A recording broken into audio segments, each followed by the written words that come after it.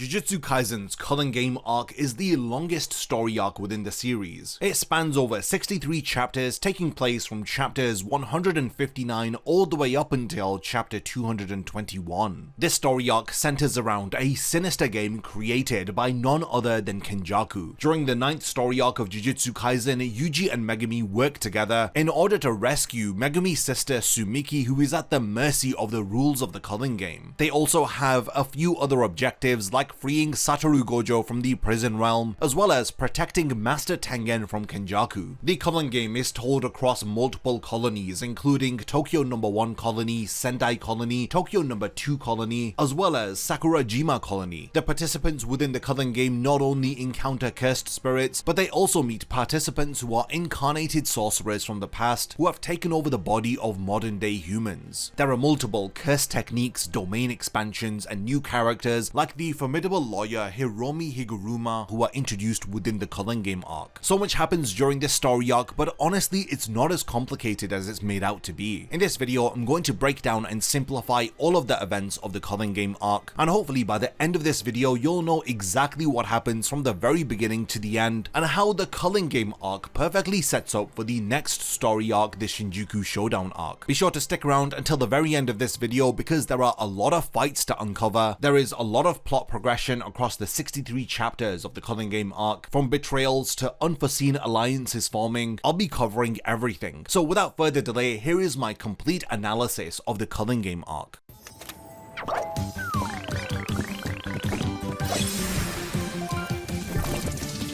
Discover the Undead Collection and be amongst the very first to join us on our journey over at getsuga.com.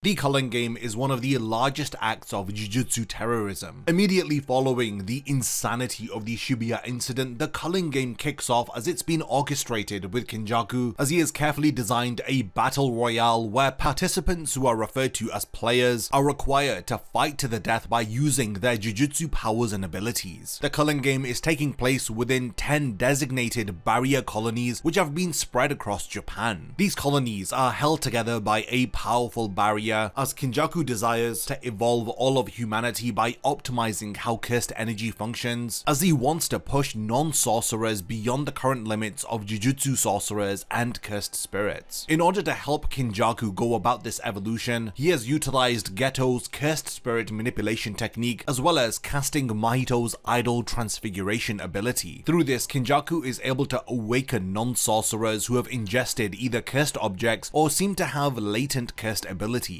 These non-sorcerers become vessels for ancient sorcerers who become incarnated into their body, or on the other hand, they become new age Jujutsu sorcerers after having awakened their own curse technique. As the players fight and slaughter each other, the cursed energy that they expend feeds into the barriers of the colony. This is all a part of a massive ritual where Kenjaku plans to merge humanity with Master Tengen. The ultimate aim is to transform humans into a new form of existence, removing the individuality of humans and instead opting for a singular unified consciousness which Kenjaku wants to spread across Japan and then potentially across the world. To really appreciate the Culling Game, we need to look at the 8 rules that have been set out by Kenjaku at the very onset of the story arc. Rule number 1 states, after awakening a curse technique, players must declare their participation in the Culling Game at a colony of their choice within 19 days. Rule number 2 states that any player who breaks the previous rule shall be subject to curse technique removal. Rule number 3 says that non-players who enter a colony become players at the moment of entry, and they shall be considered to have declared participation in the Culling Game. Rule number 4 dictates that players score points by ending the lives of other players. Rule number 5 explains points are determined by the game master and indicate the value of a player's life. As a general rule, sorcerers are worth 5 points and non-sorcerers are worth 1 point. Rule number 6 states that players may expend 100 points in order to negotiate with the game master to add one new rule to the Culling Game. However, players cannot add their own life's value to the amount that can be spent. Meaning, if you're a Jujutsu sorcerer with 95 points, you can't add on the 5 points that your life is worth in order to make it 100 points so that you can add a new rule onto the game. Rule number 7 reveals that in accordance with the previous rule, the game master must accept any proposed new rule unless it will have a marked and long-lasting effect on the Culling Game. Rule number 8 states that if a player score remains the same for 19 days, then that player shall be subject to curse technique removal. The Culling Game, while it's a brutal contest of strength, it also is a dark experiment conducted by Kenjaku. And from the onset of the Culling Game arc, we don't really know the true purpose of the Culling Game until it is revealed right at the very end of the Culling Game arc. From the Perfect Preparation arc, we know that the Culling Game that Kenjaku has prepared involves Megumi's sister Tsumiki Fushiguro. The Perfect Preparation arc had seen Yuji's death being faked once again, as Yuji along with the other sorcerers work together in order to recruit Kinji Hakari onto their side. With him now as an ally, it's up to Yuji, Megumi, along with the allying sorcerers like Panda, Kinji Hakari, and even Yuta Okotsu, as they all infiltrate the Culling Game and attempt to manipulate the rules of the Culling Game to their advantage. While one of the main motives for the sorcerers is to protect Master Tengen from Kenjaku, Megumi and Yuji also have a personal motive, which is to rescue Megumi's sister Tsumiki. Kinji, Panda, Megumi, and Yuji plan to negotiate with other powerful players within the Culling Game in order to add rules that could potentially allow them to rescue Tsumiki, as well as others who have been forced to participate within the Culling Game. Their plan is to take advantage of the point system of the Culling Game in order to put an end to Kenjaku's plan. Another aim for Yuji and the other sorcerers is to locate a player called Angel, who appears to hold the power to free Gojo from the prison realm. During the onset of the Culling Game arc, a new rule was added by an individual called Hajime Kashimo. This rule states that players can gain access to information on other players, such as their name, amount of points, number of rules added, along with their current colony location. Now, the main rules that Yuji and Megumi want to include are a rule that allows players to transfer points between one another. This would massively help Tsumiki, as she would not be subject to curse technique removal, as Shoko had earlier theorized that curse technique removal would affect the brain of players, so if this was done on them, then it would result in their death. Thankfully, non-sorcerers are not subject to dying from curse technique removal. Yuji and Megumi also want to devise a way for players to be able to leave the Culling Game, but I'll talk about this later on in the video, as there are a total of 7 rules that are added to the Culling Game during the duration of this story arc. Each new rule that is added significantly impacts the strategy of players who are participating in the Culling Game, as it somewhat alters the structure of the game as well as the behavior of players. Rules are added for tactical advantages. Some players want to add rules in order to help them to escape from the Culling Game, while others like Kenjaku add rules onto the game in order to make sure that it continues on, so that the true purpose of the Culling Game can be actualized. So the Culling Game arc begins with chapter 159 titled Judgment. Through this chapter, Gege offers us an insight into the criminal justice system of Japan. Now, notoriously, Japan is known for a 99% conviction rate, hence why it has such a low rate of crime, meaning that if you're apprehended for a crime, it's highly likely that you're going to be convicted of it, irrespective of proof or innocence. Through this chapter, we're introduced to the lawyer Hiromi Higurama. He is in the middle of preparing a defense for the case of Keita O, who insists on his innocence despite having a lot of damning evidence against him. Keita was arrested for a double murder after a bloody knife with the victim's DNA was found in his possession. Keita claims that he had found the knife and was wanting to hand it over to the police, but matters were complicated because of his living situation, because he stays at an unlicensed elderly care facility that he works at, so for this reason they want to keep a low profile and avoid any contact with the authorities. Now, Higuruma reviews the case with his colleague Shimizu, as Higuruma believes Keita's story despite Shimizu being skeptical of it. Higuruma is dedicated at defending those who can't defend themselves. Gege emphasizes this point by showcasing us Higuruma's past cases that he has worked on, as well as a conversation with a lawyer who used to work with Higuruma called Takagi. Takagi remarks that Higuruma has an unwavering commitment to justice, despite the massive personal toll that it takes on him. When Keita's case goes to trial, the initial verdict returns as innocent, which shocks Shimizu, but Higuruma was expecting this. He also predicts that the prosecution side are going to swiftly appeal the decision, as the news and media outlets quickly spin a story against Keita, suggesting that there has been a miscarriage of justice, with the innocent verdict being rife with corruption. While preparations were being made for the retrial, Keita expresses his gratitude to Higuruma for actually believing in his innocence. You can see just how moved Keita is with the dedication of Higuruma, with his desire to defend the underprivileged. Now, unfortunately, the retrial takes a devastating turn as Keita is found guilty without any new evidence being presented, as this highlights how there is a systemic bias against defendants, which like I mentioned earlier leads to that 99% conviction rate in Japan. The justice system had buckled under public scrutiny, thus leading to Keita being convicted. Now this outcome massively impacts Higuruma as he begins to doubt the justice system and his role that he plays within it. The chapter ends with Higuruma's dramatic response to the unjust verdict as he conjures a judge's gavel of his own as he slams it down on his table as a cursed spirit begins to form behind Higuruma as he reveals that he's not going to allow the trial to end in this way. He tells everybody that nobody is to leave because he is going to have a retrial of his own. Now the end of chapter 159 reveals that Higuruma is a contestant within the Culling Game, and the entire trial surrounding Keita-O is what had resulted in his dormant Jujutsu powers awakening. The following chapter 160, titled Colony, shifts the focus to the broader implications of the Culling Game, as we begin with Kenjaku interacting with Sasaki in her bedroom. If you don't remember, Setsuko Sasaki is one of Yuji's friends from his time at the occult club before he had joined Tokyo Jujutsu High. Kenjaku appears to have created a barrier around the city of Sendai as he explains the lethal nature of the Culling Game to Setsuko. She appears to be totally confused by the revelation. Despite explaining how the Culling Game is going to involve people killing each other, he does reveal that non-sorcerers all have an opportunity to leave the barrier. If she decides she doesn't want to partake in the Culling Game, then she will awaken outside of the barrier. Kenjaku holds her hand and takes her to safety, thus indicating that Kenjaku is not totally devoid of empathy, despite him having organized such a brutal game. Before they part ways, Kenjaku had mysteriously thanked Setsuko for befriending his son. This of course is in reference to Yuji, and it's the first hint that we see that Yuji is somehow linked to Kenjaku. So we learned that all of this had taken place on the 1st of November, which is when the Culling Game had first began. We are then taken to 10 days later on the 11th of November, where we see Yuji, Megumi, Panda, and Kinji Hikari preparing to enter the Culling Game. They begin to strategize how they are going to go about adding new rules, as well as to find the player known as Angel. Angel, like I mentioned, is critical to their plan to free Gojo from the prison realm, and they need to find players with 100 points so that they can add rules in order to protect Tsumiki. They are all aware that the barriers within the Culling Game prevent communication with the outside world, as they try to figure out how best to coordinate their efforts inside and outside of the barriers. At the end of chapter 160, Yuji and Megumi declare their participation within Tokyo No. 1 Colony, while Panda and Kinji Hikari declare their participation within Tokyo No. 2 Colony. Now, their participation within the Culling Game sets the stage for the series of 16 battles which occur across the duration of this story arc. Gege organizes the events of the Culling Game arc by taking us through 4 different colonies, which consist of Tokyo No. 1 Colony, Sendai Colony, Tokyo No. 2 Colony, and lastly Sakurajima Colony. This is all before the final portion of this story arc, where we are taken across multiple different colonies with some really exciting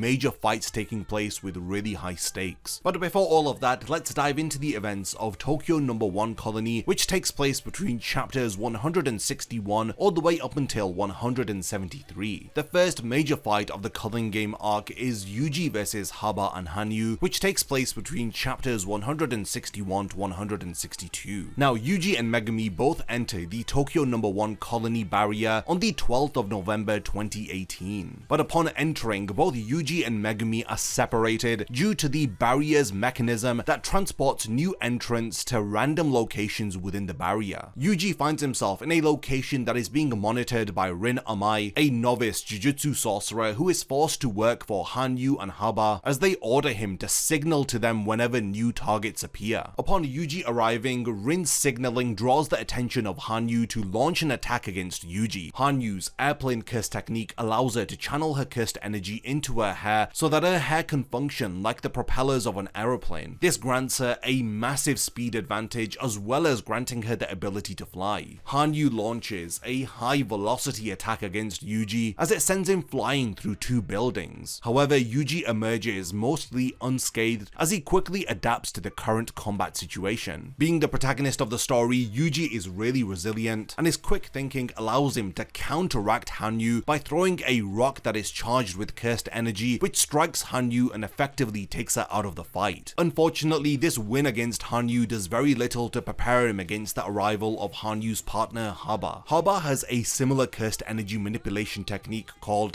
helicopter technique. When Haba battles Yuji, we see that his hair is transformed into deadly helicopter blades. This also grants Haba the ability to fly as he levitates to the air, gaining an aerial advantage against Yuji. We see a lot of impressive growth on the part of Yuji's character as he thinks very tactically, luring Haba into a closed environment, thus greatly limiting Haba's aerial maneuverability. With his movements restricted, it allows Yuji to exploit the weakness of Haba's curse technique, as Yuji figures out that like Hanyu, Haba's cursed energy is concentrated in his hair. This leaves the other parts of his body vulnerable to attack. Once again, Yuji's quick thinking allows him to land a decisive attack on Haba's head, disrupting his propeller attack and setting the stage for a final brutal counterattack, as Yuji silences Haba by landing a very powerful kick which guarantees his victory. This was an amazing way to start the story arc, as Yuji makes a massive statement by taking out two opponents, demonstrating the growth in Yuji's power as well as his strategic ability in combat scenarios. Now unfortunately, Yuji wasn't able to extract much useful information from either of them about Hiromi Higuruma, but this is when Rin appears before him as he offers him information about Higuruma, and he actually recognizes Yuji from his junior high days. Yuji's battles against Haba and Hanyu were rich in strategic thinking, and it sets the tone for the rest of the Culling Game arc as each of the 15 battles that follow this one become more intense and the stakes only get higher with each fight. Following this, we dive into the events of chapter 163, which reveals to us a backstory involving Yuji and Rin, as all of this builds up towards Yuji's encounter with Hiromi Higuruma. So the flashback to Yuji's school days involves an incident that had taken place within Sendai City. Rin recalls a time where him and his friend were approached by bullies. Now Rin did not stand up for himself, instead had behaved in a way so that he didn't agitate the bullies further. In contrast to this, Yuji had swiftly taken action and intervened as he had defeated all of the bullies with ease, and this had left a lasting impression upon Rin, highlighting to him that Yuji is somebody who stands up against injustice. This flashback is partly the reason why Rin agrees to help Yuji to find Higuruma. Meanwhile, during this, Megumi encounters a girl called Remi, and after swiftly defeating her, she agrees to tell him information on Higuruma. So Megumi is following Remi through Tokyo as she wants Megumi to protect her, but it's obvious that she has ulterior motives. So this section of the story actually has parallels between Yuji seeking help from Rin and Megumi seeking help from Remi, as there's a contrast between deceit and alliances that can form within the Culling Game. In this case, Remi has betrayed Megumi by luring him to an individual called Reggie, who suddenly ambushes Megumi. Megumi summons his divine dog Totality as his battle against Reggie is about to begin. At the same time, Rin guides Yuji to a theater in Ikebukuro as he states that this is the base of operations for Hiromi Higuruma, who as we know has 100 points. Yuji's encounter with Higuruma has a lot of tension attached to it as we see him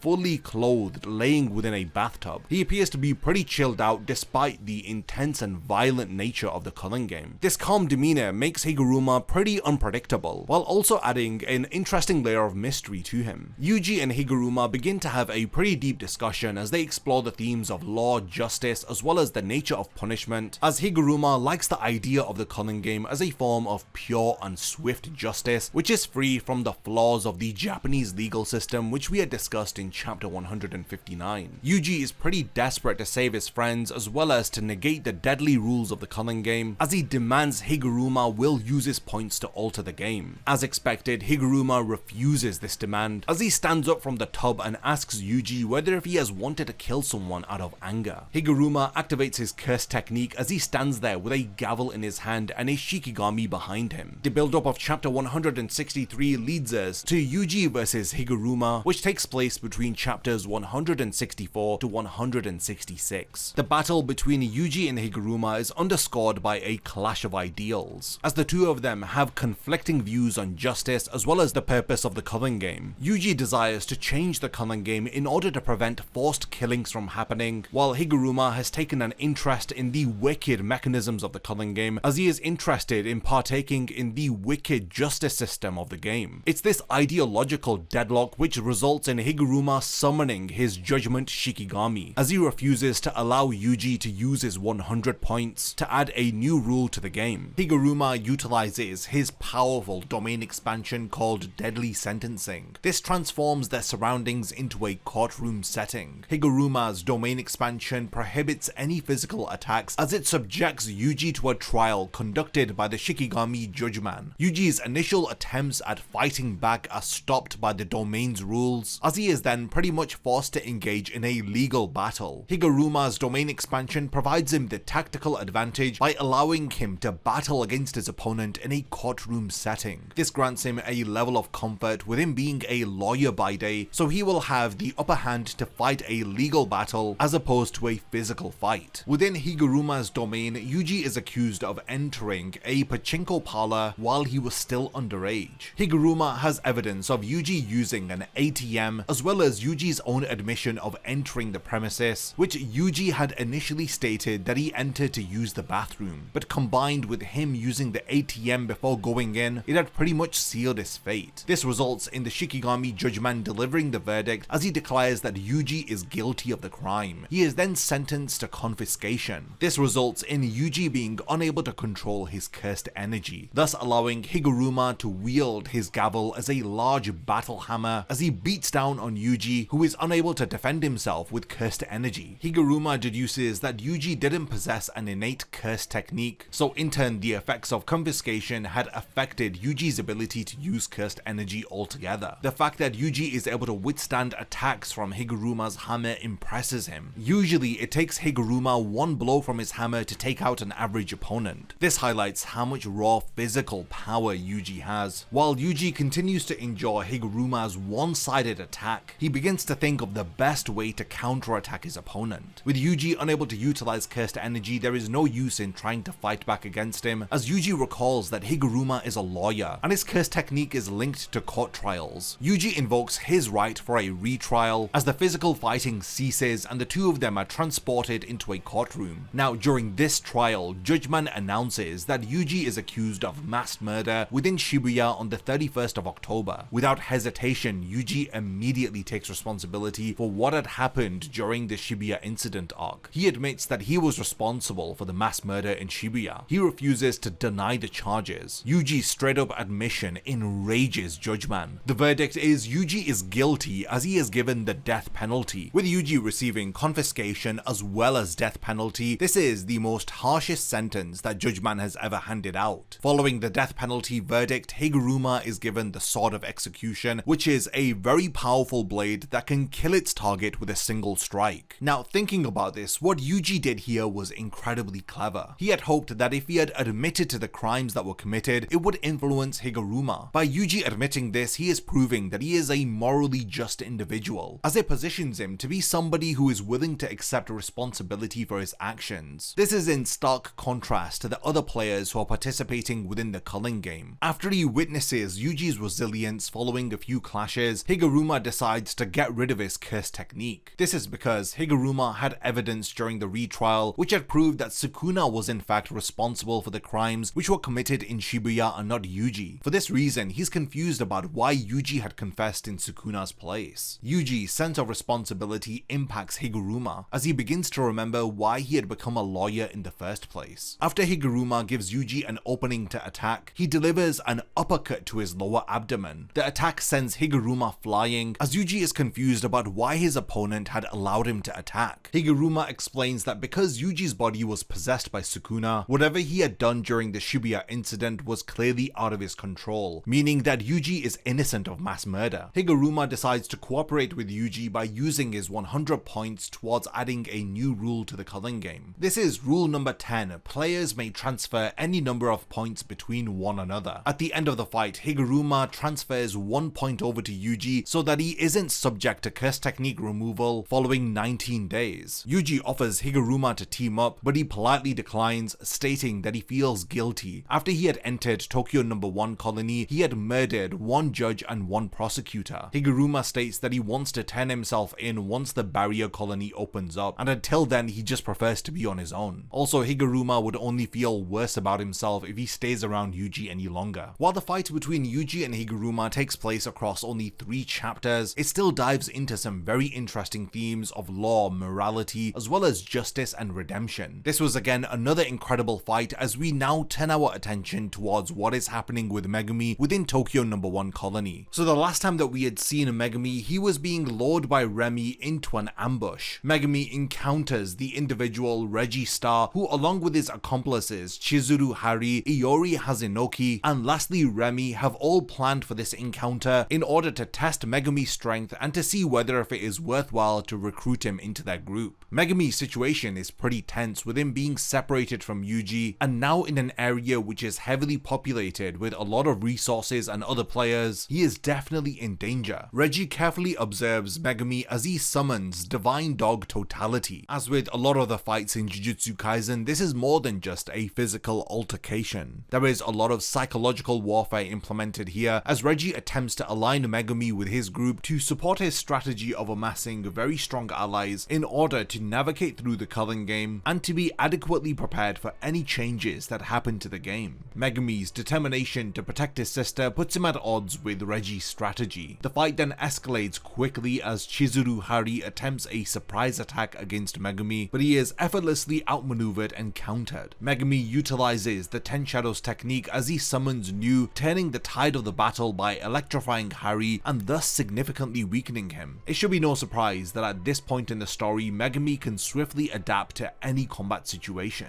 While Megumi was dealing with Hari, his Divine Dog engages with Reggie, but is overpowered and injured by Reggie's curse technique, Contractual Recreation. This materializes kitchen knives in the Shikigami's mouth. Reggie warns Megumi about holding back in the Culling Game, but then suddenly an eyeball from another player, Hazenoki, drops and explodes as it catches Megumi off guard and blasts him away. When the smoke clears, we see Hazenoki and Reggie strategically position themselves as they get ready for their next move. Hazenoki continues an onslaught of attacks using his explosive flesh technique as he throws teeth and detonates them on impact. Now Megumi, barely recovering from the blast, dodges an attack from Remy's scorpion hair technique, and despite being utterly outmatched, Megumi still manages to subdue Remy as we truly appreciate how skilled Megumi has become with his fighting style. Reggie and Hazenoki coordinate a synchronized attack as Reggie utilizes Contractual Recreation in order to splash gasoline on Megumi, with Hazenoki then using his explosive teeth to ignite the fuel. Megumi was anticipating an explosion, so he ducks into a room to avoid the worst of the blast. Both he and Remy, who had avoided the blast, are still heavily impacted by it. Megumi orders Remy to leave as he tells her that Reggie's group is not going to protect her, but despite Megumi's advice, she ends up stabbing Megumi with her hair. She continuously pleads with Megumi to say that he's going to protect her, but Megumi refuses and refers to her as trash, stating that she gives more importance to words than actions, because if she was actually paying attention, then she would know that Megumi was already protecting her in some way. As the battle continues, an announcement is made from Kogane which informs all of the players that a new rule which allows the transfer of points between players has been added to the game. Megumi realizes that one of his allies was successful in their goal, as this pretty much revitalizes him, as he uses this newfound energy to launch an attack against Hari, as he summons Max Elephant, a massive Shikigami, which pushes Hari out of a building. Megumi follows Hari into the air by using Nu, as he then lands a series of brutal blows against him. He eventually finishes off Hari with a slash from his curse tool, which eliminates him from the Culling Game. Reggie and Hazenoki then descend down using umbrellas created through Reggie's technique. Megumi already is exhausted at this point as he contemplates using his incomplete domain expansion. Hazenoki launches another attack, but it is intercepted by a newcomer called Fumihiko Takaba. Despite Takaba's comical demeanor, he proves to be a formidable ally to Megumi. He is a player who has 0 points himself, but he appears to have some degree of morality as he states that 2 against 1 isn't very fair, as he calls Reggie and Hazenoki cowards. Takaba had protected Megumi from Hazenoki's explosive attack, as he states that attacks from cowards are not effective against him, but despite this, we see his head is utterly bleeding and he is definitely injured from the explosion. Takaba offers some odd moments of comedic relief here with his unfunny jokes and his strange behavior, but he appears to be on Megumi's side as he dropkicks Hazenoki. This surprises both Reggie and Hazenoki as Reggie realizes that Takaba's cursed energy output has significantly increased, and this appears to be an indication of Takaba's true power. With Takaba arriving onto the battlefield, we now have 2 one-on-one fights, with Megumi fighting against Reggie while Takaba handles Hazenoki. This gives Megumi the opening that he needs to focus on Reggie. He quickly seizes the opportunity opportunity as he attempts to grab Reggie from his shadow, but Reggie narrowly avoids capture, leaving Megumi with only a handful of receipts. Megumi then advises Takaba to keep Hazenoki occupied as he tells him about Hazenoki's ability to transform his body parts into bombs. Megumi then goes on to confirm that Hiromi Higuruma had indeed added the latest rule to the Culling Game, as this all but confirms that Yuji was successful in completing his mission. Megumi can now focus solely on survival as he draws his sword and gives Reggie a final chance to retreat, as he declares that he's going to fight for real this time without holding back. Megumi begins by summoning Max Elephant in order to chase Reggie down a road. Reggie avoids the elephant's water spray as he moves to a wider area, but Megumi attempts to capitalize upon Reggie's evasion by launching an attack from above with Rabbit Escape. However, Reggie counters swiftly as he traps most of the rabbits with a large net, as he then utilizes his curse technique Contractual Recreation, thus enabling him to manifest and throw multiple kitchen knives at Megumi. Despite Megumi deflecting the knives, one hits one of the rabbits. Reggie realizes that Megumi's strategy indicates that he has figured out how his curse technique works. Reggie gives Megumi an example of how Contractual Recreation functions, as he uses a receipt for several days stay at a hotel with a spa treatment, as this results in Reggie's stamina being restored and him feeling totally refreshed, while Megumi on the other hand is still worn out from all of the fighting. Reggie seems to be confident that Megumi cannot summon injured Shikigami, as he assumes that Divine Dog Totality is out of commission. Reggie assumes that both of them don't have any more big moves to bring to the table, which means that the fight's going to get really drawn out as they're just going to be chipping away at each other little by little. But with Reggie completely rejuvenated and Megumi still exhausted, he confidently states that Megumi isn't going to be able to beat him in a drawn out battle. Megumi then pretends to retreat by flying away on Nu, as this prompts Reggie to give chase, with him launching drones to follow Megumi as he casually rides a moped, tracking Megumi's movements on the drone. Megumi leads Reggie into a gymnasium, which is a deliberate action, as the space is large enough for what Megumi has planned. Reggie, who is curious about Megumi's plan, follows him inside the gymnasium as he appears to have a plan of his own. Within the gym,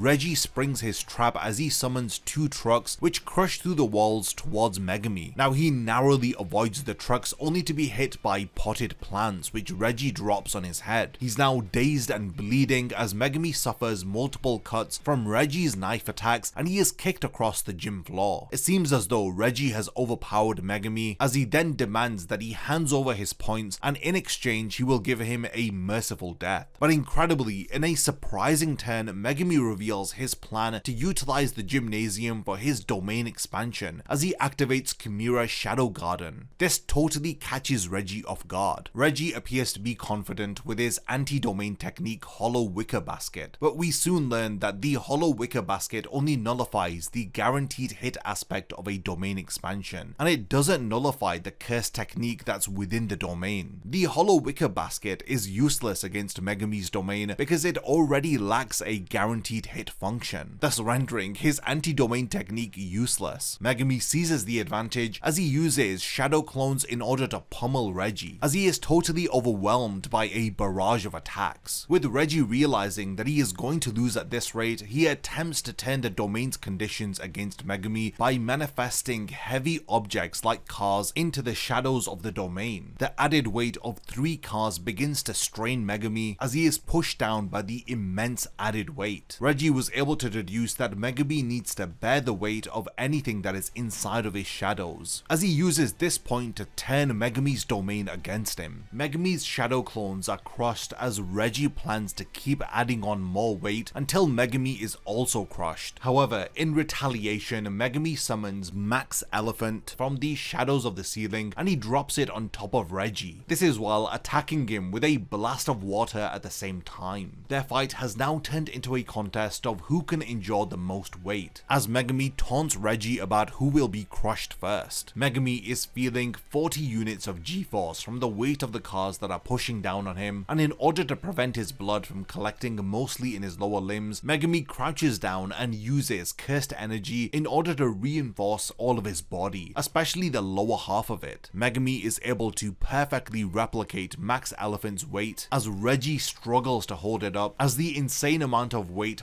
fractures his right fibula along with his heel bone. It's no exaggeration that the pressure that is being placed upon their bodies could crush either of them in any second. Reggie attempts to summon something even larger, but while withstanding the weight of Max Elephant and trying to use his technique at the same time, he ends up failing and he falls into the shadows of Megumi's domain. There appears to be no oxygen here or any resistance to him falling, as he sinks into the shadow infinitely. Before Reggie falls unconscious, he orders one of his cars that he had dropped into the shadow to take him back up to the surface. We find out that whatever Reggie summons, he can control like a Shikigami, but once he gives it a command, it disappears. Reggie then summons a 2-story house with enough weight that will definitely crush Megumi, but then all of a sudden, Reggie appears to be underwater with Megumi strangling him from behind. Megumi utilizes this new added weight against Reggie as he forces him to undo his contractual recreation. Reggie has no choice but to do so in order to avoid drowning. The two of them appear to be in the pool on the basement floor of the gym. We learn that Megumi had escaped into the shadows before the house could fall onto him, and he had thus dispelled his domain. So the house ended up breaking the floor of the basketball court, thus sending Reggie down into the pool on the basement floor. Megumi then left the shadow as he then went about to grab Reggie and keep him in the pool. With Reggie's receipts now too wet to be used, Reggie believes that Megumi is all out of Shikigami, so he assumes that they are going to be having a physical fight from now on. But he notices that Megumi is waiting to replenish his cursed energy. He instantly assumes that Megumi is going to summon another Shikigami as he prepares to counterattack. In their final exchange, Reggie throws a punch towards Megumi as he parries it with the bottom of his blade, as Megumi counters with a slash which narrowly is avoided by Reggie. And now that he's confident in his strategy, Reggie presses his attack and he breaks through Megumi's guard with a series of kicks, and just as he prepares for a decisive uppercut, Reggie suffers a fatal blow as Divine Dog Totality returns onto the battlefield and bites off a large chunk of Reggie's flesh. This was the mistake that Reggie had made earlier, as he had assumed that Divine Dog could no longer return, as it was too late when he had finally realized that Megumi had waited for the right opportunity to utilize this Shikigami again. With Reggie fatally wounded, Megumi's victory is assured as Reggie in his final moments transfers all of his points to Megumi as he acknowledges that he was defeated by a modern day sorcerer. In the end, he admits that he was outsmarted by Megumi and he accepts his fate, and following the fight, Megumi asks Reggie about his connection to Master Tengen, but Reggie's fading memory offers very little information, aside from him revealing that Kinjaku and him weren't close, and he also doubts the true objectives of Master Tengen. This leads Megumi to question whether if Master Tengen is secretly in league with Kinjaku, but he disregards the notion almost as instantly as he thinks of it. This brings us to an end to Megumi's fight against Reggie, as he has just been transferred 41 points, as we now turn our attention towards Takaba versus Hazenoki. Like Reggie-star, Hazenoki is an incarnated sorcerer from the past. Takaba's a very goofy character, but he does have a formidable curse technique called Comedian, which I'll talk about in a second. So after he dropkicks Hazenoki into a wall, Takaba introduces himself as an old school comedian who embraces violence. Takaba versus Hazenoki happens during the course of Megumi's fight with Reggie, and Takaba has agreed to Megumi's request to try and get Hazenoki's points. Hazenoki detonates one of his teeth in order to send a severed eye towards Takaba at high speed, but Takaba draws out a paper fan in order to deflect the eye high into the air before it explodes. Takaba then closes the distance as he tells him that he has a dangerous ability. Hazenoki throws a punch towards Takaba, but he parries the blow as he swipes Hazenoki's arm aside and hits his remaining eye with a fan, which momentarily blinds him. Hazenoki immediately regenerates his left eye and clears his vision, but Takaba has already disappeared from sight. He is in fact crouched behind Hazenoki as Takaba uses a playful but yet very discomforting technique as he pokes Hazenoki's rear end with finger guns. Hazenoki's pretty annoyed now as he demands that Takaba stop mocking him. When he turns around to confront Takaba, Hazenoki is then hit with a high kick which sends him crashing through the patio of a building. Following this, Hazenoki bombards Takaba with explosions as he wonders whether if he has finally defeated Takaba, but the comedian reappears next to him totally unscathed as he cheerfully advises Hazenoki to stay sharp, highlighting how tough he is. In a very funny twist, the punch that Hazenoki throws slips off of Takaba's shoulder, almost as if he has covered his shoulder in lotion, revealing that Takaba Takaba is covered in tofu sauce. This really strange defense leaves Hazanoki baffled as he struggles to understand how Takaba has not only survived continuous bombings, but he's also emerged unscathed following the explosions, without any indication that Takaba has been using reverse curse techniques. Hazanoki's confusion is interrupted by his Kogane, which informs him that Registar has been eliminated. He's surprised by this news as Hazanoki decides to end his fight with Takaba, turning to walk away. Takaba is confused as he asks what is happening, but Hazanoki, who's frustrated, simply says that he's had enough and is going home. Takaba accepts Hazanoki's retreat as he also reminds him to bathe once he gets home. But then Takaba remembers that Megumi had requested for him to get Hazanoki's points, so he follows Hazanoki begging for the points, but he refuses and tells him to stop following him and to just die. Despite this, Takaba's unyielding spirit and unconventional methods, they have effectively neutralized Hazanoki as a threat. While Takaba's fighting style is definitely not honorable or heroic, it does annoy his opponents enough to the point where they don't even want to fight him anymore. Chapter 173 is the final one covering the events at Tokyo No. 1 Colony, as we learn that Takaba's innate curse technique is called Comedian. This curse technique has the formidable power to make whatever Takaba is confident will be funny become a reality. Despite its potential, which could even rival the likes of Satoru Gojo, Takaba remains blissfully unaware of his curse technique's capabilities. Now, following Takaba and Megumi's fights, Remi finds herself running through the streets in a state of panic. She's overwhelmed by the adversity that she faces, and her discomfort with the harsh realities of adulthood makes her reflect on her life, as she has always relied on men whom she views as wolves to take care of her. Her belief that these wolves would also help her is shattered once she is cornered by a real threat, Divine Dog Totality, which is summoned by Megumi. Just as Megumi is about to make good on his threats and potentially kill Remi, a voice stops him. It is revealed that this is Tsumiki, Megumi's sister, who intervenes and urges him to stop before he kills someone in cold blood. In response, Divine Dog vanishes as it just leaves Remi surprised. Exhausted and annoyed, Megumi tells his sister to shut up before he collapses unconscious to the ground. And it's at this critical moment that Hana Kurusu, who is also referred to as the Angel, descends down upon his body. Now, the entire scene then shifts to the Sendai Colony, where the Jujutsu battles have been far more intense and vicious compared to the ones that we've seen so far in Tokyo No. 1 Colony. From what is revealed, the Sendai Colony is currently in a deadlock, with 4 formidable powerhouses at the center of this colony's conflicts. These powerful individuals are Drove Lakdawala, Ryu Ishigori, Takako Uro, and Kurarushi. So Drove is introduced as a veteran who is now in his second incarnation, as Drove has amassed 91 points. He wields 2 types of Shikigami that can form a domain with their orbiting trajectories. Ryu Ishigori has 77 points, and he possesses the highest cursed energy output amongst all of the players in the Culling Game. Takako Uro is the former captain of the Sun, Moon, and Star Squad, and she is directly linked with the Fujiwara clan, and it's revealed that she has 70 points and she can manipulate the sky. Kurarushi is a special grade cockroach cursed spirit, which was revealed to have been released by Kenjaku. Now, Kurarushi so far has amassed 54 points, and it remains dormant until a favorable fight presents itself where it can continue to earn more points. So instead of these 4 powerhouses forming an alliance, there is in fact a tense standoff between them. Now, this deadlock breaks when one side collapses, and it's the pivotal moment when Drove Lakdawala is cut down by Yuta Okotsu,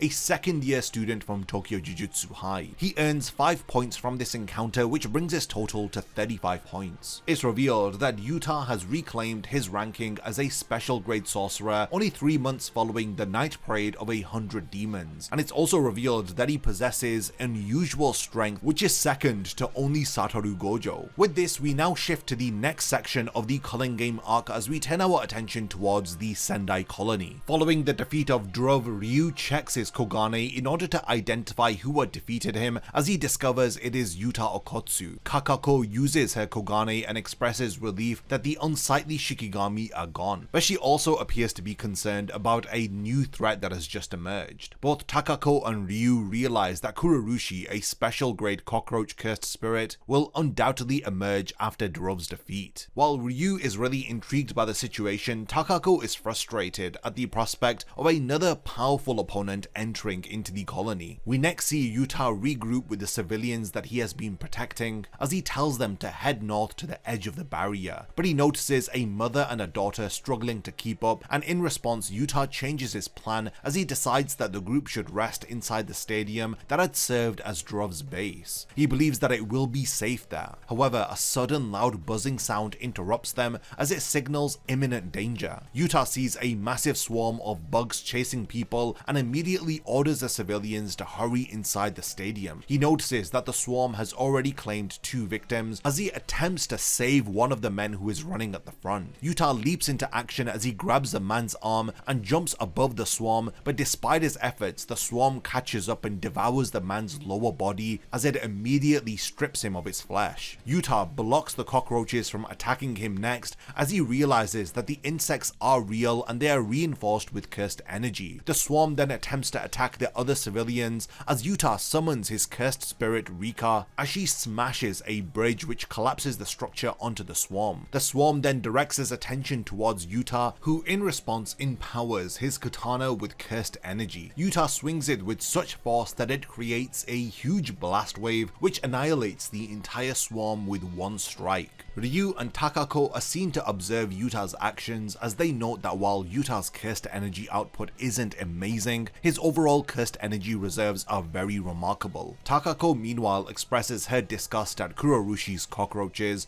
as Kurorushi, a special grade cockroach cursed spirit, has been laying dormant as it was a poor match for Drov. But now that Drov is gone, Kurorushi has awakened. It appears to be driven by its insatiable hunger as well as its instincts to devour Yuta. As Yuta prepares to battle against Kurorushi, he contemplates his broader objectives within the Sendai Colony. He understands that resources are limited and he foresees the necessity of adding a rule which will allow passage in and out of the colonies. However, he recognizes that dangerous players like Drov cannot be permitted to leave the barrier, so he acknowledges the need for communication between colonies in order to prevent dangerous individuals from escaping the barriers. Yuta reflects on all of the rules that were proposed during the meeting with Tengen, including the ones that help Megumi. He decides that they need to add a rule to communicate between colonies as well as one that allows for safe passage in and out of colonies. So this totals 4 rules that need to be added to the Culling Game. Yuta pretty much shoulders the burden of doing everything as he believes that his allies are still exhausted from the Shibuya incident, and he doesn't want Gojo to return just so that he has to kill his best friend again. This is in reference to Kenjaku, who's taken over Geto's body. As he prepares to battle against Kurorushi, Yuta is determined to kill Kenjaku as well as to earn 400 points all on his own, but then Kurorushi reveals its cursed tool called the Festering Life Sword, a special blade which combines both life and death. The fight begins with Kurorushi launching a heavy vertical attack using its cursed tool. Yuta then counters with his superior speed as he severs the arm wielding the cursed weapon. He then drives his katana through the severed arm, pinning it to a rock to ensure that Kurorushi remains disarmed. Believing that Kurorushi is vulnerable, Yuta delivers a powerful elbow strike which sends the cursed spirit skidding across the river. Kurorushi tries to create some distance between himself and Yuta by flying over the bridge, but Yuta predicts this move and he retrieves his katana and swiftly scales the building. He then hurls a guardrail at the cockroach curse and he uses the opportunity to close the distance and thus execute a powerful diving slash which is aimed at beheading Kurorushi. Despite the force behind Yuta's attack, Kurorushi blocks it with a growing swarm of cockroaches. Yuta then very quickly slashes the insects away before the swarm becomes too overwhelming, but Kurorushi then seizes the opportunity to escape Yuta's immediate range. The cursed spirit retrieves the Festering Life Sword and positions itself on top of a swirling mass of cockroaches. Yuta thinks about using his reverse curse technique in order to exercise Kurorushi, but he decides against it in order to prevent other high-scoring players from observing the battle and then understanding his abilities. Also, his cursed spirit Rika is busy with protecting the civilians at the stadium, so Yuta decides to fight without revealing his full strength. He engages Kurorushi in conversation as Yuta questions the curse's motivation for killing. but the curse responds by stating that it enjoys the taste of iron. Kurorushi then launches its domain expansion Earthen Insect Trance as it summons 2 flying insect curses. A tornado of cockroaches is then formed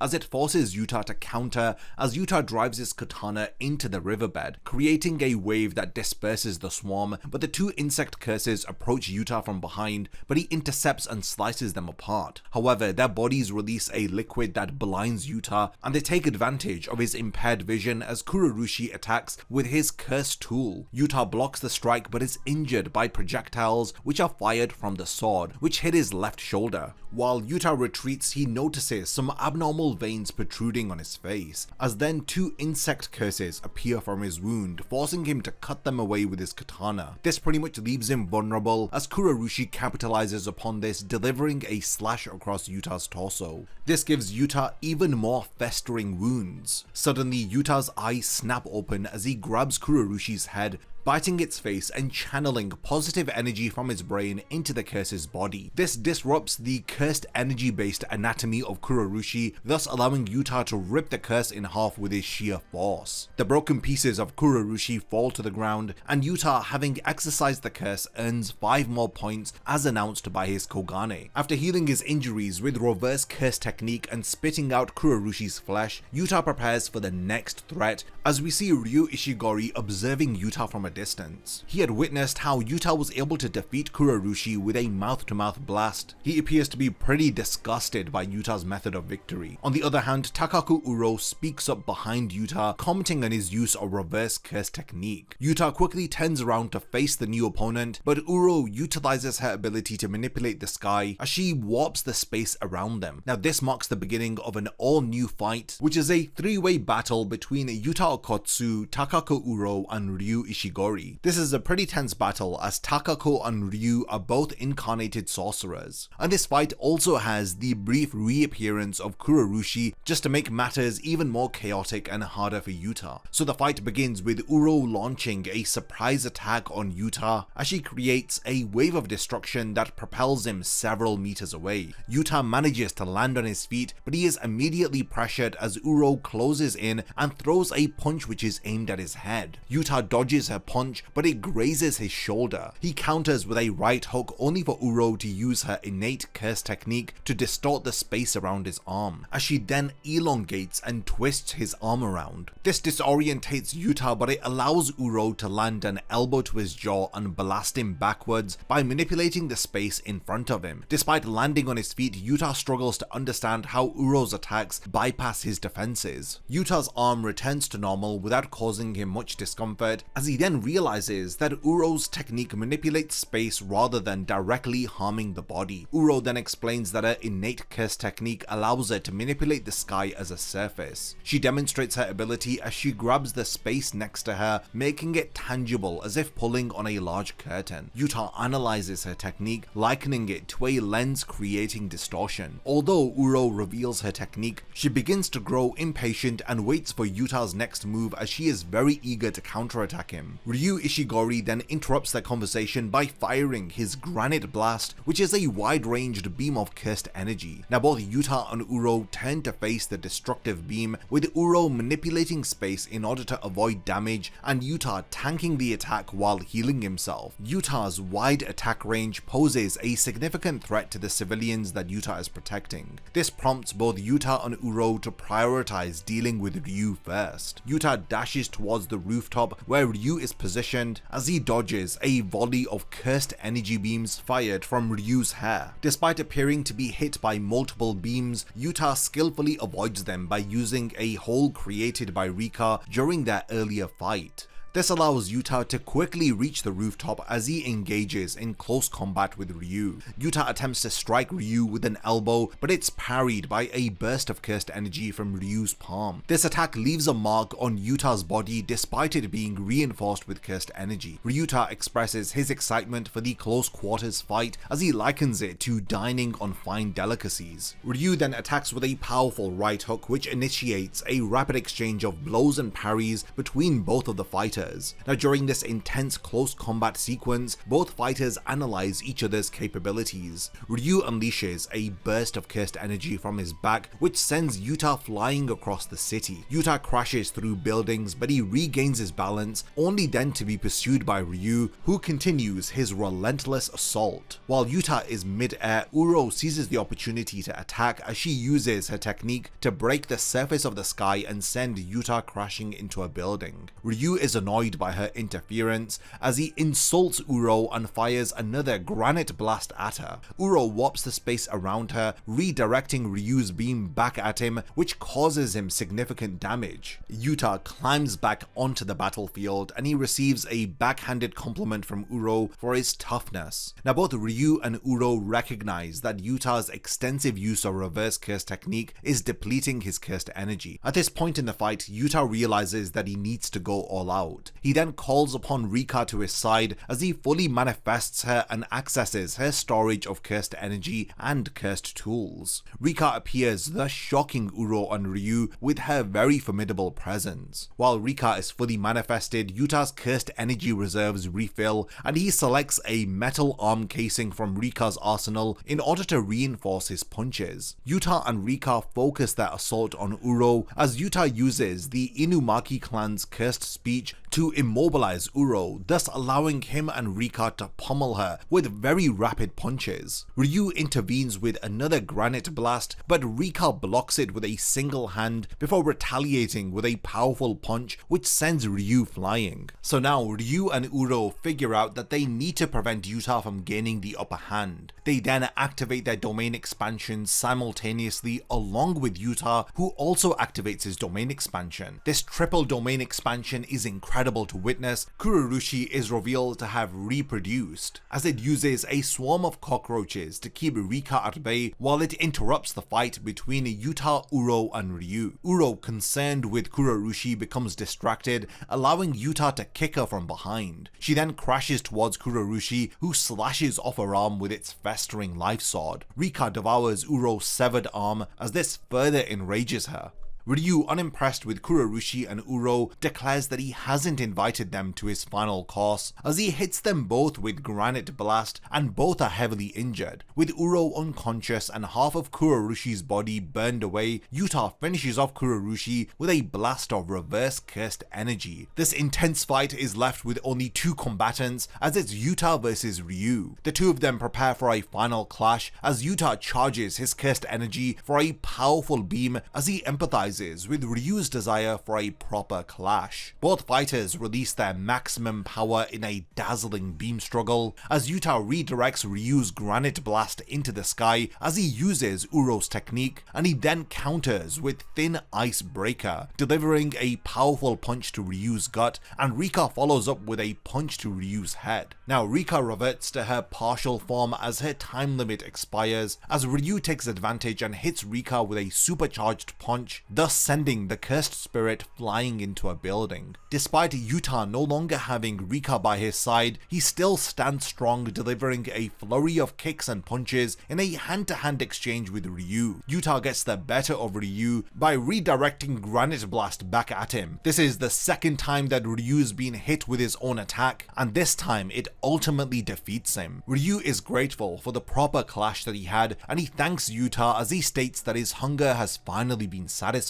In chapter 181, we see the aftermath following the intense battles that have just taken place within the Sendai Colony. Yuta speaks with the defeated Takaku Uro in order to collect her points, as Uro acknowledges Yuta's strength, but she warns him about the limits of his power. She then thinks back to having witnessed sorcerers and curses with power beyond imagination, as she even recounts the original form of Sukuna. She states that Sukuna was like a calamity with disregard for everything. In his original form, he truly was a depiction of aggression. Yuta speaks with Ryu Ishigori, who critiques Yuta's soft-heartedness. When Yuta mentions that Uro shared a similar sentiment, Ryu is surprised to learn that she had survived. He then theorizes that his blasts must have weakened after using his domain expansion. After having a short break speaking with Ryu, Yuta resumes his mission as he asks Ryu to transfer his points. Ryu, initially puzzled, is informed by his Kogane about the new rule permitting point transfers between players. Understanding Yuta's motives, Ryu questions whether if Yuta would have killed them if not for this rule. Yuta implies that it was a possibility, but he advises Ryu to be grateful for his comrades who have added this rule to the game. Through the points transferred from Uro and Ryu, along with the points that he has earned by defeating Durov and Kurorushi, Yuta has amassed 190 points. This pretty much wraps up the events of the Sendai Colony as we now turn our attention towards Tokyo No. 2 Colony. This is where Panda and Kinji Hikari had headed off to. Before we see what's going on in Tokyo No. 2 Colony, we are introduced to Charles Bernard. We learn that prior to the Culling Game, Charles Bernard, a young man with blue hair and blue eyes, was seen to be filling out a visitor registration form at Shueisha's publishing house in Tokyo. If you didn't know, Shueisha is the company that publishes Weekly Shonen Jump magazine, which Jujutsu Kaisen is actually published in. The Shueisha staff were curious about the foreign appearance of Charles Bernard, as Charles submits a manga manuscript and meets with a Shueisha staff member for a review. Now, while discussing what makes a manga creator, Charles expresses his belief that experience doesn't validate a creation. During this conversation, the manga editor appears to be unimpressed with Charles' submission as he critiques various aspects of it, including a panel where a character's finger is unnaturally bent. When the staff member demonstrates this by extending his own finger, stating that fingers don't move like that, Charles breaks it to match the art that he has drawn. This causes a scene as Charles is angered by the lack of appreciation that the staff member had for his passion. Charles then storms out of the building, stating that this was nothing but a waste of time. Now, in the present day, on the 12th of November, Charles rides a Ferris wheel with Kinji Hikari in the Tokyo No. 2 Colony. Charles asks Hikari what defines a manga creator. Hikari, annoyed that he's being spoken to, just says that he doesn't know. Charles wants motivation to fight, so he asks Hikari to provoke him enough to incite hatred. Hikari then agrees by insulting Charles' manga, calling it creepy and saying that he would never read it. This leads to an emotional reaction from Charles, who has tears in his eyes as he questions why Hikari would be so mean, as this sets the stage for the first Tokyo No. 2 Colony fight, Kinji Hikari vs Charles Bernard. Charles immediately summons his cursed tool G Warstaff as he attacks Hikari while they are still in the cars of the Ferris wheel. Hikari effortlessly evades the attack as he casually moves to the top of a different car with his hand still in his pockets. Charles lunges at Hikari, rapidly thrusting the spear at his head as Hikari evades each thrust with ease while Charles recites a poem by Katsura Hoshino. The battle transitions from the Ferris wheel to a nearby small building. Now, this is where Hikari throws a powerful kick that Charles blocks with the pole of his spear, sending him sliding backwards. Charles channels his frustration into cursed energy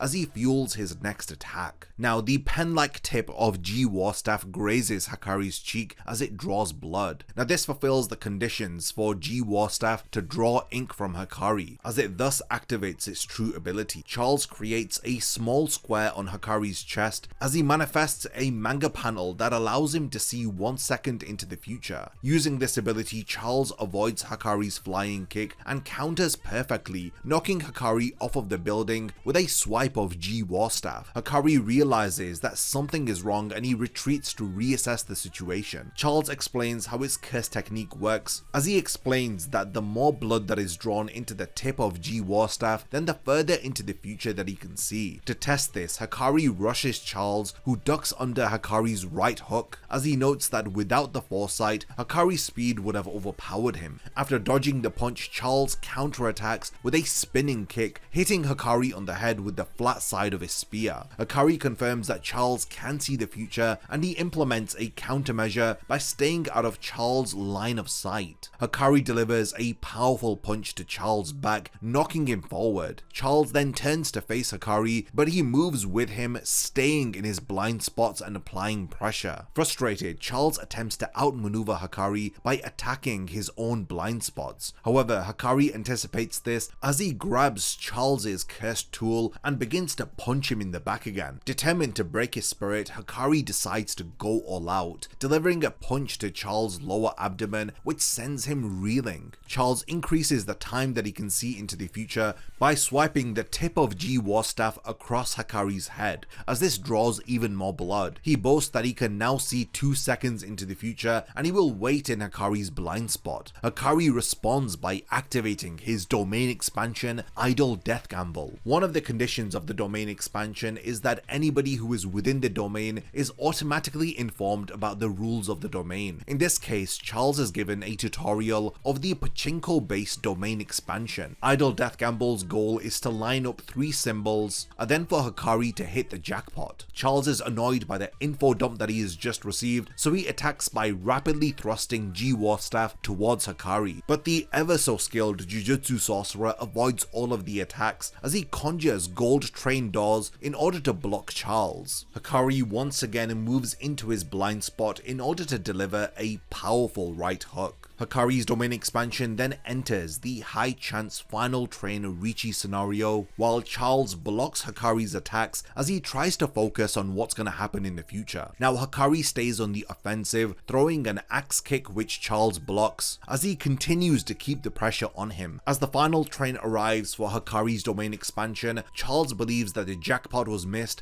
and he slices Hakari's lower abdomen, seriously injuring him. However, the domain expansion reveals that Hakari has successfully hit a jackpot as he receives a bonus of infinite cursed energy. He uses this to kick through Charles's defenses, breaking G War Staff and thus defeating Charles in one single strike. Immediately following this, in chapter 184, we get Panda's fight against the incarnated sorcerer Hajime Kashimo. So Panda's role within Tokyo No. 2 Colony was to find and speak with the angel, while Hakari deals with the fighting. But once they enter the barrier of Tokyo No. 2's colony, they both get separated. Now, to avoid unnecessary confrontations, Panda pretends to just be a regular bear as he sits on top of shipping crates in an industrial yard by the ocean. Panda smells the scent of blood from nearby battles, which highlights the presence of dismembered bodies. Although the residual cursed energy is weak, Panda figures out that a highly skilled sorcerer has just lowered their cursed energy in order to avoid detection. Panda is determined to find the angel, so he bravely begins a search, cautiously moving around to ensure that he is alone. Now, just when he thinks that the coast is clear, Hajime Kashimo appears in the shipping yard and spots him. Panda immediately drops to all fours, attempting to blend in as a normal bear, but Kashimo, however, uses his Kogane to verify if Panda is a player. This is a feature that Panda did not know that Kogane possessed. Once it's revealed that Panda is participating within the Culling Game, Kashimo identifies him as an enemy. Kashimo doesn't waste any time as he blitzes Panda with a powerful right straight punch, which lands on Panda's lower torso. Now the impact sends cursed energy through Panda's body, electrifying and stunning him. Kashimo follows up with a strike from his staff, which sends Panda crashing into a shipping crate. Panda then transforms into gorilla mode as he attempts to counter with his unblockable drumming beat. He lands an open palm strike on Kashimo, thus causing internal damage, but Kashimo quickly adapts as he uses his staff to trap Panda's arm at the joint and he breaks it off. While Panda tries to swing with his other arm, Kashimo avoids the attack, holding the severed arm. Kashimo then throws Panda's arm back at him, trying to impair his vision, as Panda turns to where he expects Kashimo to be and he hits the area, but all that's there is Kashimo's staff. Kashimo stays in front of Panda as he lands a barrage of rapid fire punches to his head. The attack ends with a thrust from his palm which sends Panda into another crate. Kashimo calls Panda weak as he demands the location of Sukuna. Panda surprised as he hesitates before denying any knowledge of Sukuna. Kashimo then takes this hesitation as a sign that Panda knows something. Panda then transforms into his sister's Triceratops mode as he now has her destructive power, but Kashimo immediately goes on the offensive as he releases electricity from his body. He separates the charges of his electrified cursed energy, applying one positive charge to Panda and discharging a negative charge from himself. This creates a lightning bolt which cannot miss its target. Now this bolt of lightning tears Panda's body to shreds as blood splatters around Kashimo. Still undeterred, he asks Panda where is Sukuna. In the next chapter, we see Panda is heavily injured, with both of his claws and most of his body destroyed, leaving only his head intact. Kashimo doesn't know whether if Panda is dead, but he assumes otherwise since he did not receive any points for the elimination. He places Panda's head on his staff like a spike and continues to demand information from him about Sukuna.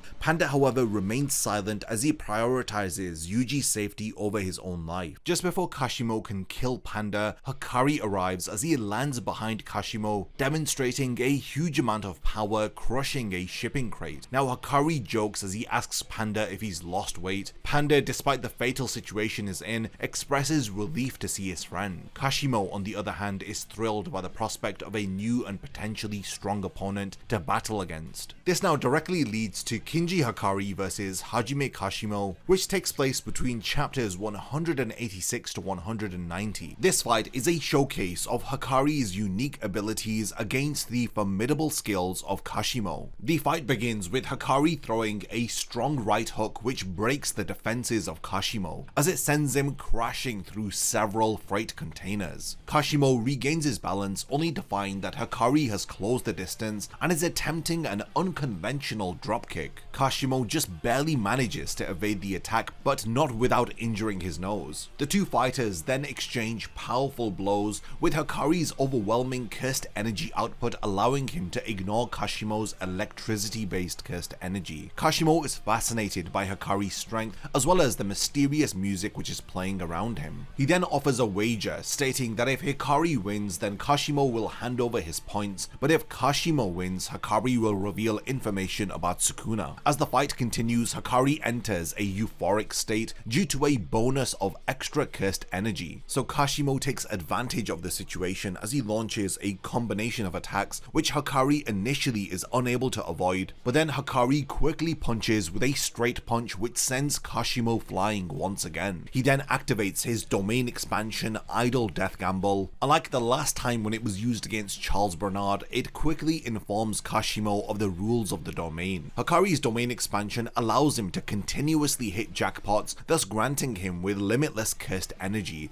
as well as an automatic reverse curse technique. He understands that Hakari's limitless cursed energy as well as his utilization of reverse curse technique had come from a previous jackpot that he had hit from an earlier domain expansion. Despite Hakari having the advantage, the base strength and speed of Kashimo proves to be superior, as he launches a series of rapid fire punches as well as palm strikes which overwhelm Hakari, and in return he is only really able to deal minimum blows, as Kashimo's precise and powerful attacks repeatedly knock Hakari unconscious. But then Hakari's domain allows him to replay the sequence and undo the damage, thus forcing them into a cycle of continuous combat. As Hakari's domain enters Richi mode, the tension rises, as the domain's visualization indicates that Hakari is very close to hitting the jackpot. Charles Bernard, who was observing, mocks Hakari's reliance on luck, believing that it cannot sustain him forever. However, Hakari's luck holds true as he once again hits the jackpot, thus rejuvenating his cursed energy as he enters his invincible mode once again. Up until this point, Kashimo was attempting to defeat Hakari before he had re-entered into this state, but he was unsuccessful. The fight really intensifies as Hakari chases Kashimo through the shipping yard at high speed. They rapidly exchange blows, with Hakari using a shipping crate as a weapon. Kashimo counters by launching the crate back at Hakari, resulting in a series of very powerful collisions which eventually flatten the container. In a final desperate bid to end the fight, Kashimo attempts to destroy Hakari's head with a door from the container. He follows up with a bolt of lightning aimed directly at Hakari's head, but Hakari feels that death is approaching as he manages to heal his brain faster than it can break, as he then releases Kashimo's cursed energy through his nose, preventing him from being hurt further. With there only being seconds left for Hikari's bonus round, the two continue to fight as their blows become faster and more precise, as Hakari believes that he can overpower Kashimo. However, Kashimo accumulates an electrical charge on his staff as he delivers a bolt of lightning through Hikari's torso just as the bonus round ends. Just as Hikari's domain expansion dissipates, he moves the barrier of his domain over the ocean. This then drops Kashimo towards the sea as he hopes to drain him of his electrified cursed energy. but then a couple of cursed spirits appear from the ocean as Kashimo uses them as footing. Hakari quickly destroys them with a barrage of punches, thus sending Kashimo into the water. Kashimo then becomes desperate as he uses electrolysis in order to create chlorine gas, as this poisons Hakari and results in him falling into the sea. Now both of the fighters are drowning as Kashimo believes that the fight is over, and he is confident that Hakari cannot detoxify fast enough. However, Hakari's reverse curse technique unconsciously removes the toxin, thus allowing him to regain consciousness. He then delivers a powerful punch to Kashimo's face, which is followed by a kick, which truly showcases just how resilient Hakari is. In a final attempt, Kashimo discharges all of his remaining cursed energy in order to create a steam explosion. Hakari then sacrifices his arm in order to protect his body from the blast, as it's revealed that he survived the explosion. Hakari then emerges from the water as he lands a decisive blow which finally defeats Kashimo. As the events of the Tokyo No. 2 colony conclude, we see that Hakari refuses to kill Kashimo, as he prefers to have Kashimo's points transferred to him, and he also considers Kashimo to be a very powerful ally. So he then offers Kashimo a deal to join their side in exchange for a chance to fight Sukuna. Panda witnesses the aftermath of the battle as he expresses concern for Yuji, but Hakari reassures him as he highlights the strategic importance of having Kashimo as an ally. Just as the fight between Hakari and Kashimo ends, the announcement is made that the 10th rule to allow transfer of points between players has been added to the Culling Game. Momo Nishimiya arrives within Tokyo No. 2 colony as it's revealed that the Kyoto Jujutsu High students are working together with Hakari's group in order to combat the Culling Game. She informs us that they are delaying creating another rule which would allow them to establish communication between colonies, because both Maki and Meimei's younger brother are able to pass through the Culling Game barriers without any issue, as Momo reveals that it's because Maki has become a monster. As we near towards the end of the Culling Game arc, we now turn our attention towards the Sakurajima Colony as we catch up with what's going on with Maki Zenin as well as Noritoshi Kamo. Maki and Noritoshi face off against the vengeful cursed spirit Naoya Zenin. This happens after Maki and Noritoshi meet within the Sakurajima Colony after Maki has successfully dealt with the remaining players and the cursed spirits. Their conversation about the changes that they have undergone is cut short by the sudden appearance of a mysterious curse. As the cursed spirit descends, both sorcerers feel an ominous presence as they question if they are truly encountering a cursed spirit. Maki and Noritoshi appear to be uneasy as they prepare themselves for a confrontation. Now the cursed spirit repeatedly mutters "Ma" before it rushes towards Maki and Noritoshi at incredible speeds. It breaks through the sound barrier and it causes significant destruction. We learn that this cursed spirit is Naoya Zenin as he rams into Maki with tremendous force, pinning her against a cliffside. Despite Maki's attempts to fight back, Naoya's speed allows him to disappear and reappear instantly as he delivers punishing blows against her. Naoya reveals that he has returned as a vengeful cursed spirit, which shocks both Maki and Noritoshi. Noritoshi fires arrows which are reinforced with cursed energy towards Naoya from a distance. This forces Naoya to retreat as it gives Maki an opportunity to move. The poisoned arrows stun Naoya, allowing Maki to land a significant blow with his sword. As Naoya bleeds from his injuries, his cursed spirit body implodes and enters a cocoon-like state. Maki urges Noritoshi to shoot Naoya, and Noritoshi uses his blood manipulation technique, piercing blood, in order to attack the cocoon. Despite appearing to suffer greatly, Naoya emerges from the cocoon in a new evolved form, and now he is more powerful and dangerous than before. In this new form, Naoya uses tentacle-like appendages in order to strike Noritoshi, as it sends him crashing through the forest. Noritoshi narrowly avoids a fatal blow by using his blood manipulation technique in order to guard his vital areas. Now he realizes the severity of the situation as Noritoshi activates Flowing Red Scale in order to enhance his abilities. Maki intercepts Naoya's path, slashing him and stopping him from moving. Noritoshi attempts to restrain Naoya with Crimson Binding, which wraps blood around him, as Maki attempts to capitalize upon this by slashing Naoya again, but he uses his high-speed rotation in order to deflect her blade. Naoya breaks free from Crimson Binding and he uses his projection sorcery in order to freeze the air into multiple layers of animation frames. He then destroys these frames with a punch, creating an explosion which serves as a diversion as it allows him to dash away and increase his speed. At this point, Naoya reaches speeds of up to Mach 3 by taking in air through his inlets and ejecting it with cursed energy. As he propels himself at supersonic speed, he crashes into Maki, severely injuring her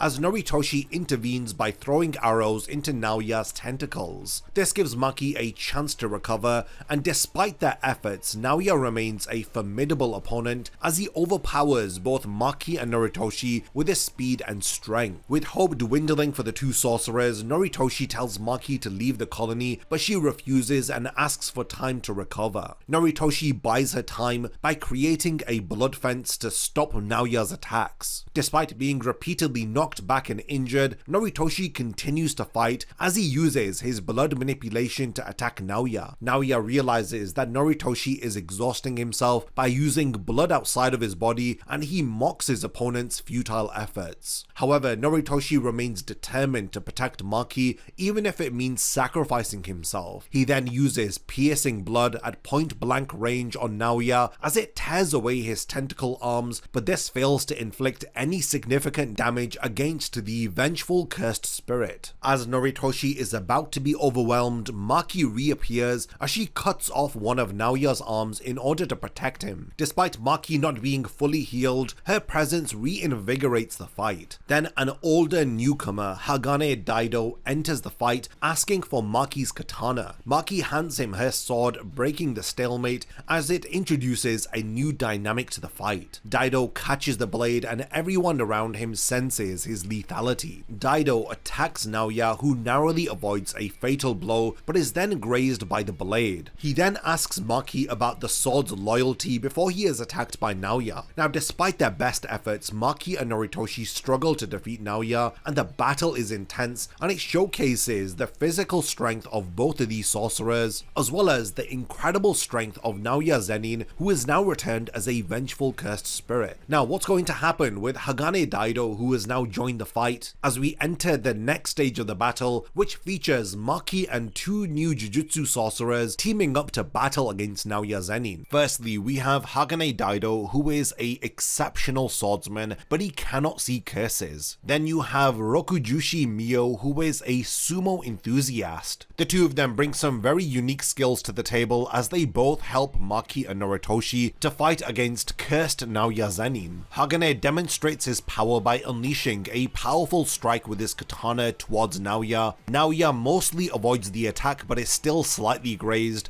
as Daido is dissatisfied with his performance as he scolds the sword that he is holding for disobeying him. Now, while Naoya lunges towards Daido, Maki warns the old man, but Daido skillfully dodges Naoya's tentacles as they crush the side of a building. Now, despite his inability to see curses, Daido confidently claims that he can see everything else, so it makes no difference that he cannot see Naoya. Now, with a very precise and powerful strike, Daido cuts Naoya in half as it leaves Maki pretty speechless. She struggles to understand why her attacks lack the same amount of power. Daido's ability to see and understand something is beyond Maki's understanding, as it prompts her to question the difference between herself and this master swordsman. Rokujushi Mio then notices Maki's internal struggle as he invites her into his simple domain for a sumo match in order to help her release stress. Maki, seeking clarity, agrees and the match begins. Now, despite her superior strength, Mio skillfully outmaneuvers Maki as it demonstrates his expertise in sumo. He explains his love for sumo as he recognizes Maki's potential, noting that something is stopping her true strength. Mio advises Maki that everything, including peers, curses, as well as her life as a Jujutsu sorcerer, are all holding her back. He encourages her to wrestle repeatedly in order to experience true freedom and clarity. Through countless bouts of sumo, Maki learns to blend her senses and to achieve a state of being that allows her to perceive and react without hesitation. Maki's training session with Rokujisho Mio spans over 1,000 bouts, but it occurs within the space of a minute outside of the simple domain, as time flows faster within Mio's domain compared to the outside world. Similar to how the hyperbolic time chamber works within Dragon Ball. When Maki emerges from the simple domain, she exhibits a newfound confidence and clarity, much to the shock of Noritoshi and Daido. Naoya is undeterred by these recent developments as he prepares to attack once more. However, Maki's enhanced perception allows her to effortlessly avoid Naoya's high-speed assaults. As Naoya's speed increases, he crashes through buildings, but Maki continues to evade him easily. Maki's new mental clarity achieved through sumo allows her to perceive the souls of inorganic matter and to utilize them to navigate through mid-air. This allows her to dodge Naoya's supersonic attacks and to counter with precise strikes as she punches him down to street level. Naoya appears unharmed as he taunts Maki, only to be interrupted by Mio's headbutt and Daido's slashing attack. Despite being cut in half again, Naoya transforms into a more grotesque form, declaring his intention to surpass Toji and Gojo as he activates his domain expansion Time Cell Moon Palace, as it traps both Daido and Mio into its domain. Daido and Mio inside of the domain are struck by film strips which cause both of them rapid injuries because the domain has a 24 frame per second rule which disrupts both of them at a cellular level. Mio collapses from the injuries while Daido loses an arm attempting to attack Naoya. Now, despite the chaos, Maki remains unaffected by the domain's rules due to her lack of cursed energy. Taking advantage of her immunity to the effects of his domain expansion, Maki stabs Naoya through the back with Daido's sword. She realizes that she can move freely within the domain as Maki has an internal vision of her sister Mai, who confirms that she has broken free from her entanglements. Maki uses the full power of the Spirit Soul Katana as she pierces Naoya's chest as Naoya attempts to retaliate, but Maki effortlessly decapitates him, thus ending his life. Now that Naoya has been defeated, his domain expansion collapses as it releases everyone who was trapped within it. Both Daido and Mio appear to be severely injured, but they are still shocked by Maki's transformation as she has become a war god akin to Toji Zenin. Maki then turns to Noritoshi, acknowledging the crucial role that everybody played in this battle against cursed Naoya. Both Maki and Noritoshi speak about the complicated relationships with the big three Jujutsu families as Maki encourages Noritoshi to reconcile with his mother, preventing him from making the same mistakes that she did. This conversation with Noritoshi caps off Maki's character growth perfectly, as it really underscores all of the personal growth and the journey that she has undergone from the very beginning of the series up until this point. Through this battle against cursed Naoya, and thanks to the help of both Daido and Mio, Maki was able to achieve a new level of clarity as well as power, and it was thanks to this that she was able to defeat cursed Naoya Zenin. This now brings us to chapter 200 of Jujutsu Kaisen, as the chapter begins with Yuji and Megumi trying to understand the implications of Sukuna's revelation that he is the disgraced one who the angel is targeting. Yuji, desperate to keep this information from Hana, uses non-verbal cues to communicate with Megumi, but despite the confusion, Megumi eventually understands that Sukuna is the target of Angel. Yuji contemplates the possibility that the Angel has a means to permanently eliminate Sukuna, which would necessitate his own sacrifice after they save Tsumiki and bring back Gojo. Megumi is troubled by Yuji's willingness to sacrifice himself for their cause. Their conversation is then interrupted by the Angel, who informs them of a sudden increase of new players into the colony, accounting to over 800 new players who have just entered the barrier. The scene then shifts to a flashback 9 months earlier within February, where Kenjaku is seen revealing the existence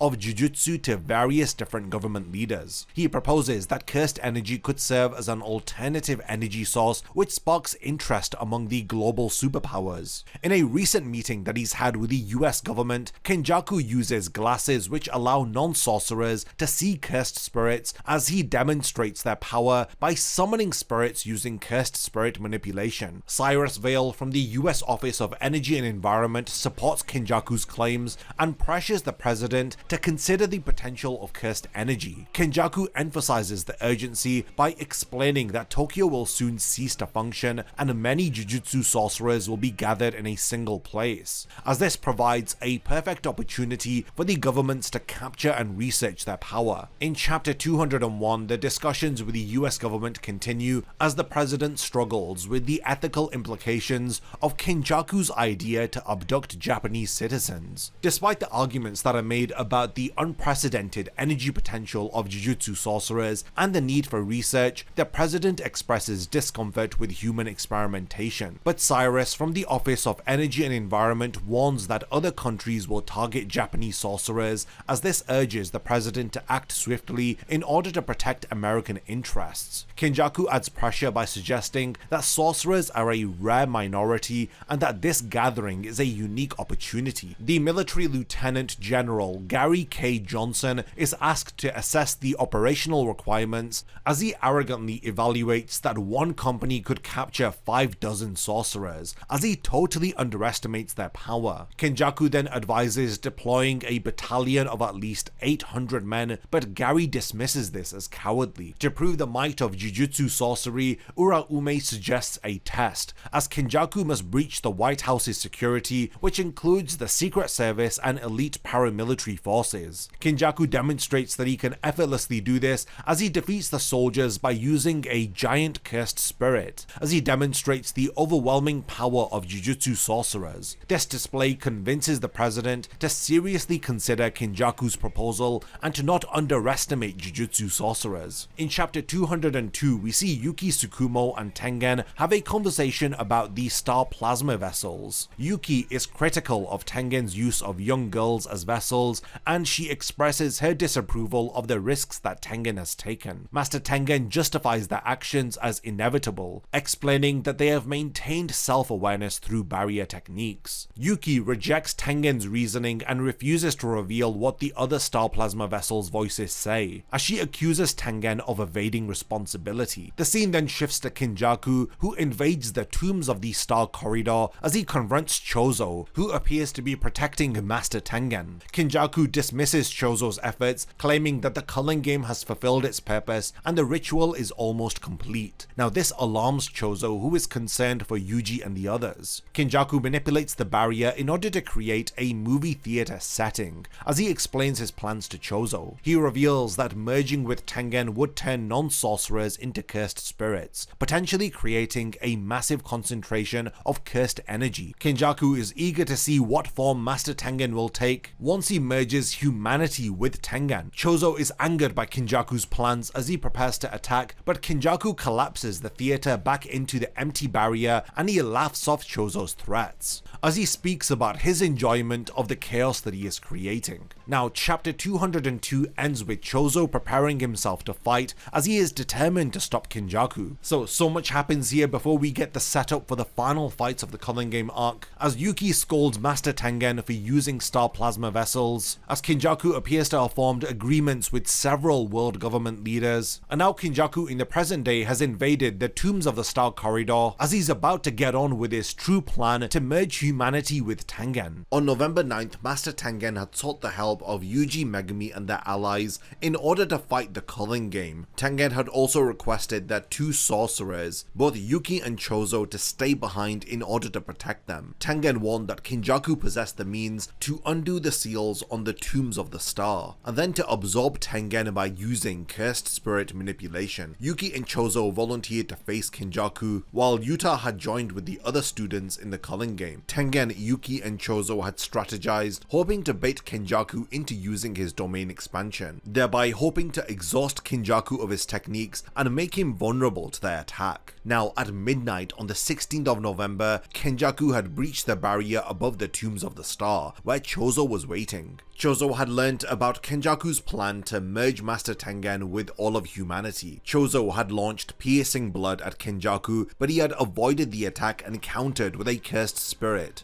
In response, Chozo had used Supernova in order to eliminate the cursed spirit, but then Kenjaku had closed the distance and overpowered him with a series of strikes. Kenjaku dismissed Chozo's efforts as he had taunted him about Yuji and the death painting rooms. This had enraged Chozo, as he had used his brother's memories in order to fuel his strength and continue his assault against Tengen. Chozo used his blood techniques and even mimicked his brother Esso's winking. Despite Chozo's best efforts, Kenjaku remains unscathed, revealing his incredible power as he was reinforcing low-level curses with cursed energy. Kenjaku's casual display of dominance had left Chozo nearly defeated, but he had found renewed determination once Chozo had remembered his brothers. Yuki then enters the battle, tagging out Chozo and immediately demonstrating her insane power by exercising a special grade cursed spirit with just a single kick. Now, her innate curse technique, Star Rage, allows her to manipulate mass, thus making her and her Shikigami Garuda exceptionally destructive. Yuki's enhanced strength overwhelms Kenjaku as he was forced to heal himself with reversed curse technique. Kenjaku realizes Yuki's potential threat as he then expands his domain Womb Perfusion, challenging Yuki to a domain clash. Master Tengen attempts to disrupt Kenjaku's domain, but Yuki's simple domain ends up being destroyed, leaving her really badly injured. Despite Yuki's injuries, she continues to fight, using Garuda in order to keep Kenjaku at bay while she heals. While Yuki was healing, both Chozo and Garuda had attacked Kenjaku, but he had countered by increasing gravity, thus pinning them to the ground. Yuki analyzed the gravity technique Kenjaku was using, and she then pressed her attack, expecting Kenjaku to summon more curses. Kenjaku seemingly appears to be cornered as he uses a miniature Uzumaki to blast Yuki, thus dealing a fatal blow by creating a hole in her lower torso. Despite this, Yuki continued to fight as her determination was unwavering, but then in a desperate move, Yuki transforms herself into a black hole, aiming to take Kenjaku with her. The black hole expands, causing massive destruction, but Kenjaku manages to survive as he emerges from the debris. Kenjaku's victory over Yuki and Chozo had allowed him to approach the true form of Master Tengen. A representation of Master Tengen appears as it questions how Kenjaku has survived. Kenjaku reveals that his gravity manipulation had stemmed from Kaori Itadori's anti-gravity system. Both Master Tengen's barrier and Yuki's will had contained the black hole in order to prevent the Earth from being destroyed. Kenjaku considered that the battle was a warm-up,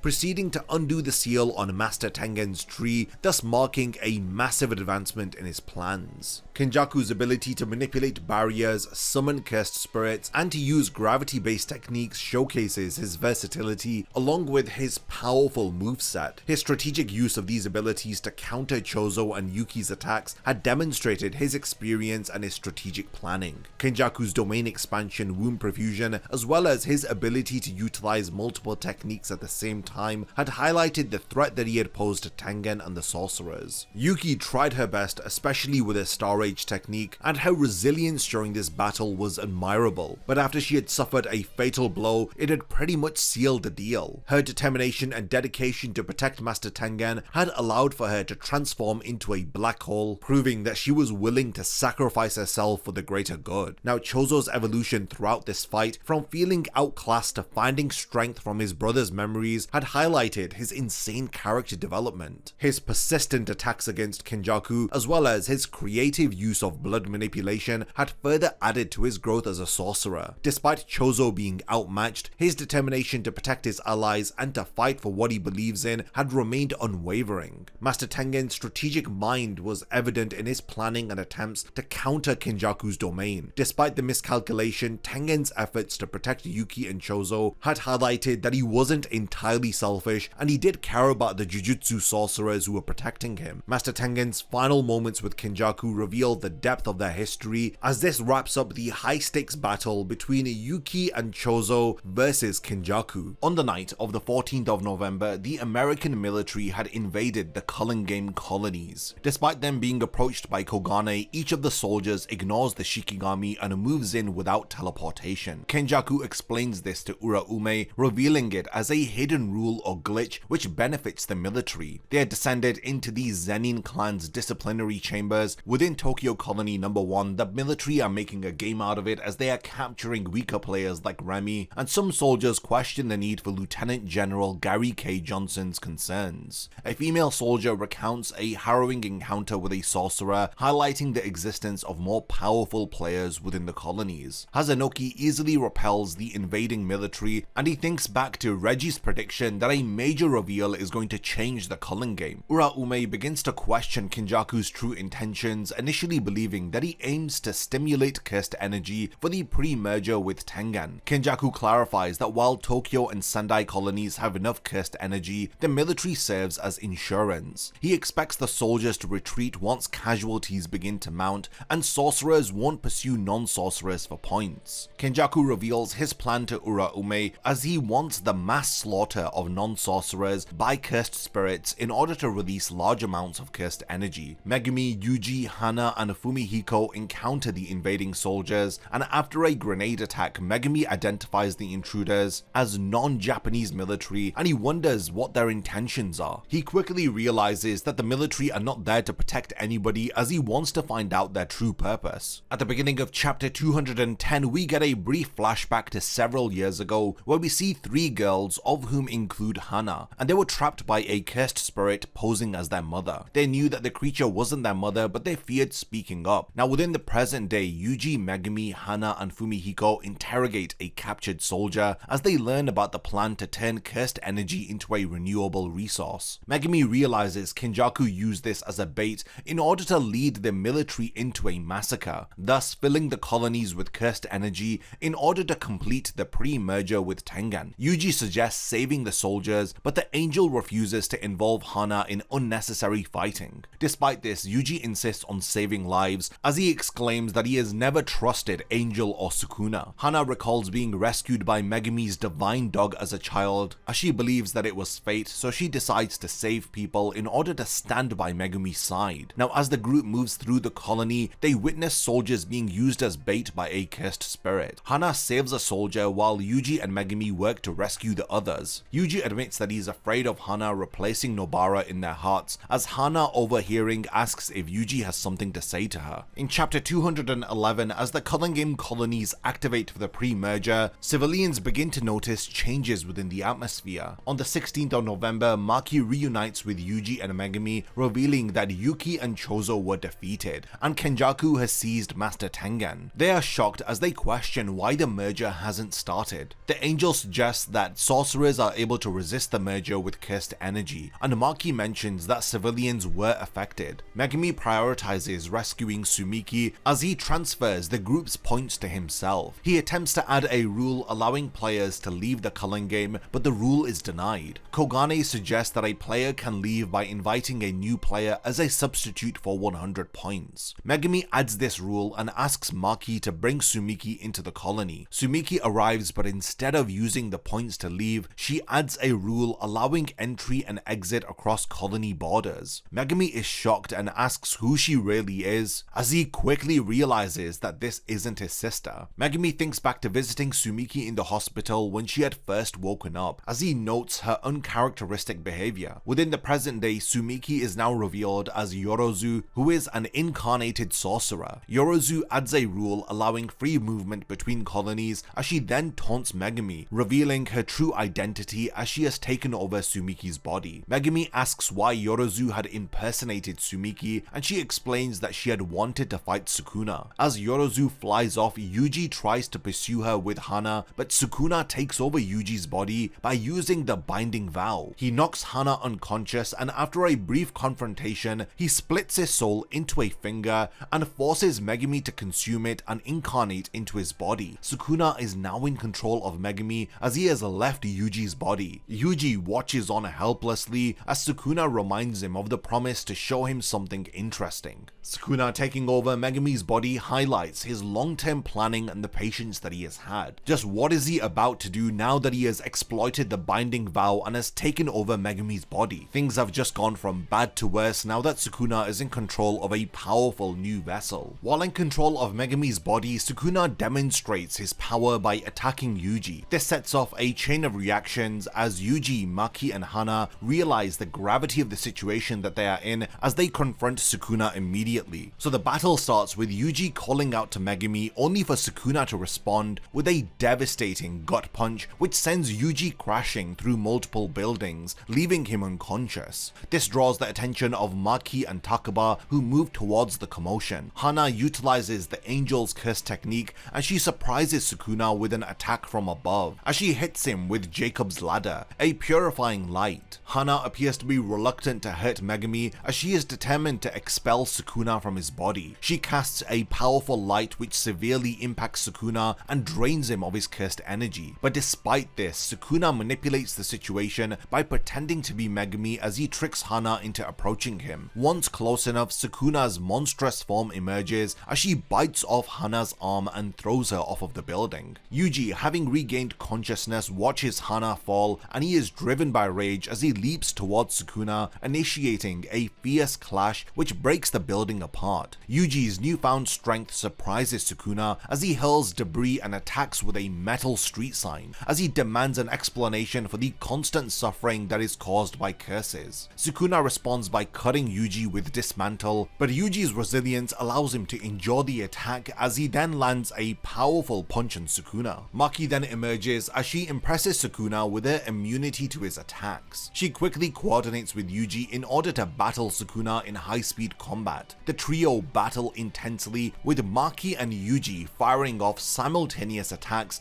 as Maki catches Sukuna's arm, delivering a series of quick strikes followed by a very powerful palm strike which sends Sukuna flying. Yuji wraps the railing around Sukuna and Maki kicks him into a wall, collapsing it. Unfortunately, Sukuna recovers by using Cleave Spiderweb in order to destroy the ground beneath his opponents. This disrupts their footing as he lands a strong punch on Maki, but she shakes it off, continuing the fight with renewed strength. The battle rages on with rapid movements and intense clashes until Uraume arrives and she freezes the entire surroundings with max output Frost Calm. Uraume apologizes for the interference, but Sukuna appears to be okay with it as he emphasizes that Yuji is no longer of any importance to him. He then summons the Shikigami Nu as Sukuna and Uraume prepare to leave. Yuji breaks out of the ice in a desperate attempt to stop them, but he can only watch as they escape. Uraume asks if they should kill Yuji, but Sukuna says not to, as he wants to instead mock Yuji's desperate expression that he has on his face. Sukuna and Uraume leave as they laugh at Yuji. It's pretty awesome to see Yuji, Maki and Hana fight against the most powerful sorcerer in existence. Despite their efforts, Sukuna had proved to be too powerful for them, and thanks to the help of Uraume he was able to escape. But this sets the stage for the next section of conflicts which perfectly wrap up the Culling Game arc. Next, in chapter 216 of Jujutsu Kaisen, we delve into Kinjaku's plans